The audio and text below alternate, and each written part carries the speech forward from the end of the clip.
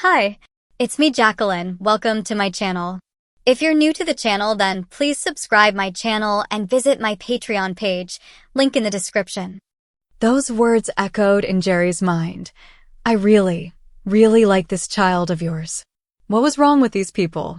He was sitting there, dressed as a girl, drinking tea and eating scones with a group of women, and no one seemed bothered by it. In his mind, this was a perversion. He was a pervert. Mom. I really am sorry. I never meant for you to find out, Jerry finally blurted out, his voice heavy with guilt. Alice looked at him firmly. Young lady, all you need is some instruction in makeup and hair care, a few voice lessons, and you'll be ready for your debut. But, MOOM. I don't want to be a girl. Alice cut him off with a smirk. Who said anything about you becoming a girl? Marty joined in. What we will do is help you better understand females. Any major decisions about your future are still far ahead. Whoa! My new boyfriend isn't making any drastic changes. No way, no how, an upset Angela shouted, making her feelings clear. Jerry sat there stunned. Angela Cole? Boyfriend? She was one of the prettiest girls in school, had won several athletic and scholarship awards, and, to him, she was very special. Angela, did you just say what I think you did? Absolutely. I want you. I am so tired of hearing empty promises, those seniors acting like they're the best choice for me, and then those arrogant guys who think they are so smart. All I want is a nice guy who enjoys what I enjoy and accepts me as I am. But you should use some makeup. Your face is a bit of a mess. Julia added, in fact, all of us want you. So the group adjourned to the family room. Alice called back, leave the dishes for now, Ja. This is more important. Jerry wondered what was going on as he set out placemats, like any good host, for the half-finished cups of tea and a plate of chocolate chip cookies. As he seated himself, Jerry smoothed his skirt beneath him and glanced at his bemused mother. Seated among the ladies, Jerry felt a sense of belonging, a peace within, and a feeling of closeness to all these wonderful women who seemed to accept him. Watching her son, Alice thought that he did seem to be taking on female mannerisms. The real challenge would be to integrate his best qualities, both male and female. His mother spoke first. Jerry, do you remember when I went to visit a friend overnight? Oh boy, did he? Nervously, he replied, Yes, Mom. Was there something wrong? Alice stifled a giggle, composed herself, and replied, About 3 months ago, I noticed some of my things had been slightly disturbed in one of my drawers. Also, there were items in the wash 3 days after I had put them in the hamper. So, Jerry asked hesitantly. I set a little test, sweetheart. Before I left, I told you, please don't disturb anything in my room. I'll want to flop down and nap when I return. On my pillow, I left an exquisite pale lavender satin ankle-length nightgown. You know the one. It has a gorgeous lace-trimmed bodice and hem, with delicate embroidered roses around the waist and soft frills at the wrists. Jerry felt his heart race, but tried to appear nonchalant. So? Well, dear, when I folded it and placed it on my pillow, I tucked a small item between the folds. I took a photo of its exact position. Guess what?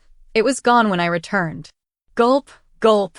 How could he have been so careless? I guess you caught me. So now what, Mom? Are you going to be upset with me?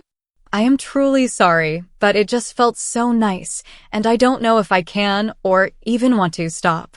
Alice frowned, but not in anger. Instead, warmth filled her expression as she stated, I will do no such thing. Do you want to hear the rest, Jerry? Feeling relief at her words, Jerry's curiosity got the better of him. Yes, please.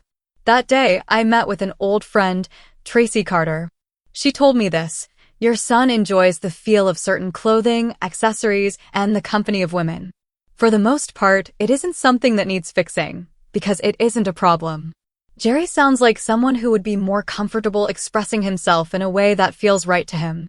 He's likely a kind, gentle, and sensitive person who feels a little lost in a world that expects men to act a certain way. She also told me, imagine a rubber band, with one end representing masculinity and the other femininity. Some men stretch that band so far away from femininity that it creates stress and eventually snaps. Others accept that both aspects exist within them, finding harmony instead of inner conflict. Those who reject a part of themselves often struggle with stress, insomnia, and exhaustion. But those who accept themselves tend to live more peacefully. She then said something interesting. In many traditions, there is a belief in a balance of both masculine and feminine traits. That finding that balance can bring a person closer to their true self. Jerry hesitated before saying, "Mom, I'm not different in the way some people might assume." Alice looked at her son, noticing the reassuring smiles around them. Then she continued, "I know. What you are is someone who deeply values and understands women, someone who wants to be close to them, who cares about them. Most of all, dear, you are my wonderful son." "Mom," Jerry said with emotion, his voice trembling, "if you want me to, I think I can stop." Marty spoke up, "We don't want you to stop, sweetheart. We have an idea that will help you grow, support your mother, and even earn some spending money." Julia was next. "Jerry, Nancy, here's the idea. Your mother is a talented designer. We want her to take existing designs and create something original." Jerry, intrigued, asked, "How so?" "We take the future bride, show her various designs, and how your mother can modify them to fit her preferences," Julia continued. "We add or adjust lace, petticoats, floral designs, and create something truly special for her big day. Your mother can, for the most part, work from home, using you as her model. And I could use another model for our teen fall showing," added Marty. "In fact, we might even create a booklet featuring designs by your mother for our junior and young miss departments. Just imagine attending your prom and seeing many of the girls wearing dresses you helped showcase. Wouldn't that be exciting?" Jerry sat, speechless. What had started as a moment of anxiety was turning into an incredible opportunity.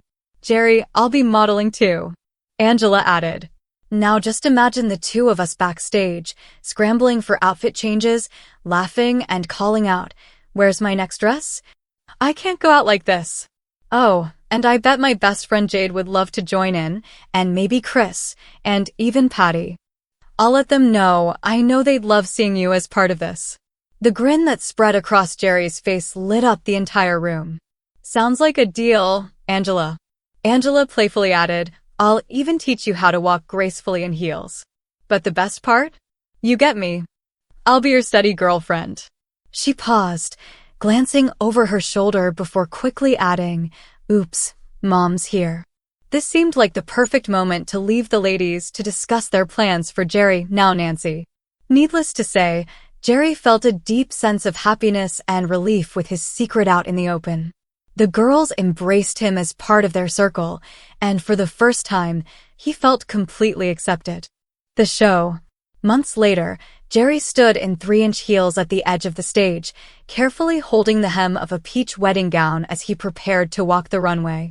Turning to Jade, he whispered, "Wow, doesn't Angela look amazing out there?" He nodded toward the stage, where Angela twirled gracefully in a stunning lime green prom gown before a large, enthusiastic audience. Jade gave his hand a reassuring squeeze. "She really does." Nervous? By now, Angela's friends had all developed affectionate nicknames for him.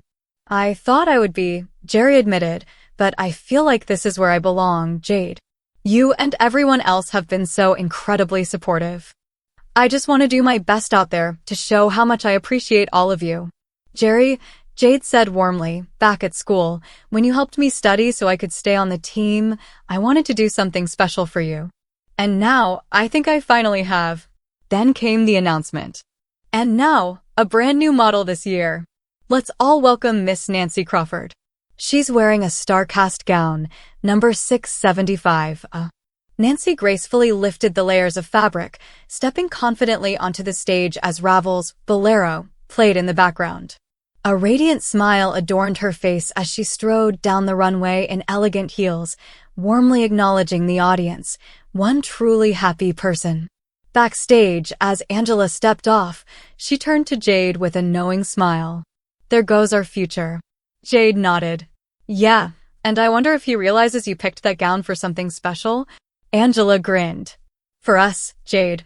For us." She pulled her best friend into a hug, both of them beaming. It's incredible how something as simple as what we choose to wear can have such a profound impact on our happiness.